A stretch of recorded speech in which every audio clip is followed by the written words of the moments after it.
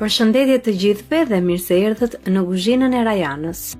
Sot për ju kam sjellë recetën e përgatitjes së një gjelle tipike dimri, gjellë me mish dhe lakër të bardhë. Në këtë video dua t'ju tregoj mënyrën se si e përgatis unë këtë recetë, duke ndjekur një metodë në mënyrë që aroma e lakrës të mos ndihet në shtëpinë tuaj gjatë kohës që gatuani lakër. E di që shumë nuk preferojnë ta gatuajnë lakrën për shkak të aromës që lakra, por për shkak të vlerave të rëndësishme ushqimore që lakra ka, ua sugjeroj ta provoni për familjet tuaja dhe ta bëni pjesë të recetave që gatuani për familjarët tuaj. Tani le të nisim me përgatitjen e recetës. Unë për këtë recetë kam përdorur mish viçi, është mish tul, të cilin e kam prerë në copa me madhësi mesatare.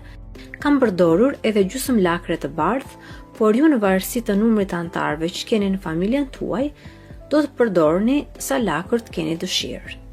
Në fillim fare do të presim mishin dhe më pas do të presim edhe lakrën, duke prerë sa më imët që të keni mundësi.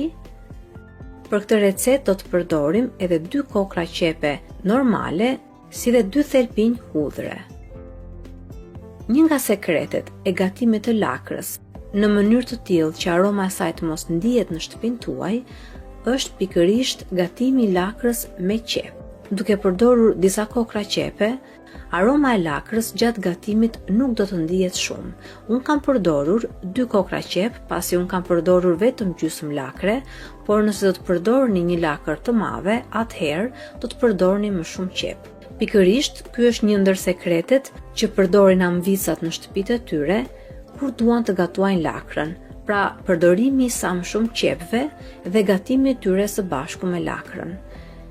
Qepët do t'i presim imët sa më shumë të keni mundësi, gjithashtu edhe thelpinjtë e hudhrave.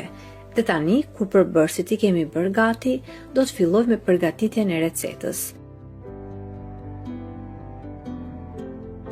Në një tenxhere ose tigan do të shtojmë pak vaj ulliri ose vaj gjelle normal ose gjalp, si të keni dëshirë. Dhe në fillim aty do të shtojmë qepët dhe hudhrat. Qepët dhe hudhrat do t'i kaurdisim së bashku në zjarr mesatar. Në këtë rast, qepën do ta gatuajmë deri në atë pikë që të fillojë të zbutet dhe jo të digjet. Do ta trazojmë disa herë qepën dhe kur mendoni që qepa është gatuar aq sa duhet, tani do të shtojmë në tenxhere edhe mishin e viçit. Për këtë recetë mund të përdorni çfarëdo lloj mishi që keni dëshirë dhe më pas mishin do ta gatuajmë së bashku me qepën në zjarr mesatar derisa mishi të fillojë të ndryshojë ngjyrën dhe të lëshojë lëngun e vet në tenxhere. Tani në tenxhere do të fillojmë të shtojmë edhe erëzat. Për këtë recetë ju mund të përdorni erëzat tuaja të preferuara. Mos harroni të shtoni edhe kripën, mos harroni të shtoni gjithashtu edhe pak piper të zi ose piper të bardhë, pak piper të kuq, ose mund të shtoni edhe pak spec djegës, si dhe një lugë gjelle me salcë speci ose me salcë domateje. Mund të shtoni gjithashtu pak gjethe dafine nëse keni dëshirë.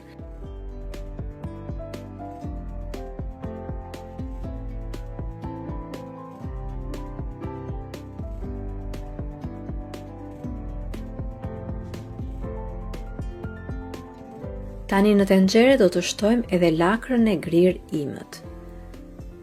E shtojmë edhe lakrën në tenxhere dhe tani thjesht do ta lëmë që lakrës t'i bjerë volumi. Pra lakrën do të fillojmë ta trazojmë her pas here në zjarr mesatar dhe gjatë kohës që lakrën e kemi duke gatuar në zjarr, i vendosim asaj dhe kapakun në mënyrë që lakra të fillojë të bjerë në volum. Këtë proces do ta bëjmë diku te 2 ose 3 minuta derisa lakra të fillojë të zbutet pak. Në momentin që shikoni që volumi i lakrës pra nuk është më si në fillim kur e kishim tenxheren plot, dhe në fund fare unë i kam shtuar edhe 2 lugë gjelle me uthull.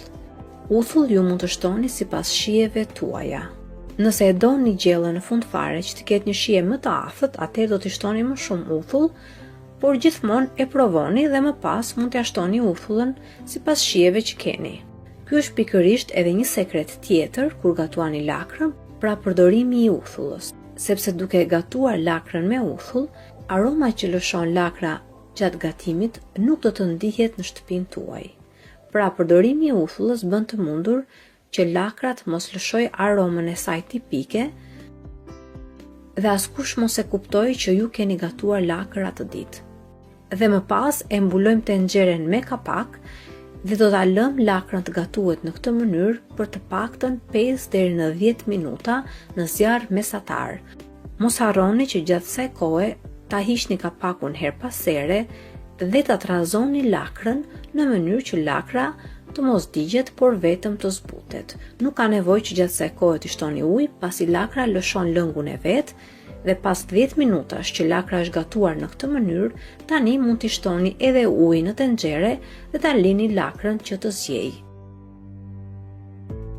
I shtoni ujë aq sa lakra ka nevojë të zjejë mjaftueshëm.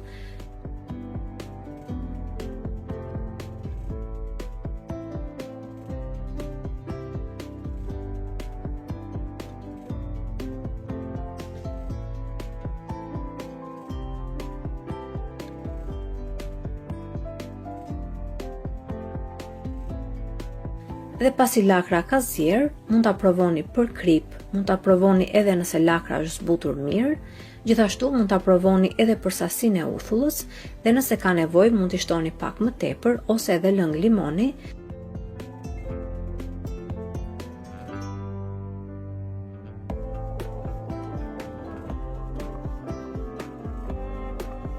Dhe në fund fare, gjellën me lakra i keni gati për ta hequr nga zjarri. Është një gjellë tipike e dimrit, duke qenë se tani ka lakra plot, dhe prandaj do t'ua sugjeroja që ta provoni dhe ta gatuani për familjet tuaja, ta bëni pjesë lakrën të recetave që gatuani në shtëpitë tuaja dhe ja vlen të bëhet pjesë e recetave të përditshme. Kjo ishte edhe receta që unë kisha përgatitur sot për ju të dashur miq.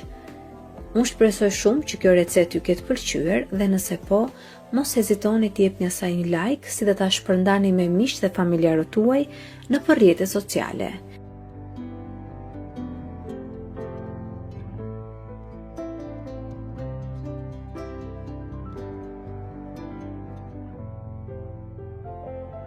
Gjithashtu, mos nguroni të abononi në kanalin tim, si dhe të shtypni zilën e vogël anash kanalit, në mënyrë të njoftoheni sa herë në kanal postohen recetat e reja.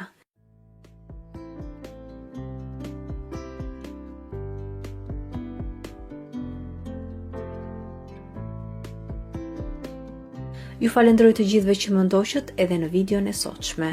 Bashkë do të dëgjohemi sërish në videon e radhës. Deri atëherë, Zoti ju bekatoft të gjithëve.